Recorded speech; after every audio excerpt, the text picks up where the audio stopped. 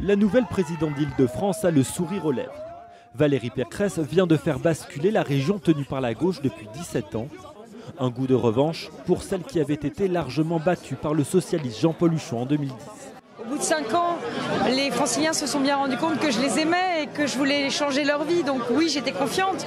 Mais malgré tout, c'était très serré. Je savais que ce serait très serré jusqu'au bout. Tellement serré que Valérie Pécresse a attendu 21h30 pour prendre la parole. Face à elle, Claude Barthelone, un candidat d'Union pour la gauche au second tour. Une stratégie de fusion des listes avec les Verts et le Front de gauche qui n'aura pas suffi. Une défaite amère pour l'actuel président de l'Assemblée nationale. Je remettrai mon mandat de président de l'Assemblée nationale à la disposition de Bruno Le Roux, président du groupe socialiste. Claude Barthelone a sans doute payé le prix fort du climat nauséabond de cette fin de campagne. Ses propos affirmant que Valérie Pécresse était la candidate de la race blanche ont choqué une partie de la classe politique. Malgré ces polémiques, le candidat socialiste a tenu à féliciter sa rivale, tout comme le chef des Républicains Nicolas Sarkozy et la maire socialiste de la capitale, Anne Hidalgo. Les deux femmes vont devoir travailler ensemble pour réaliser le principal projet en Île-de-France, celui de mettre en place le Grand Paris.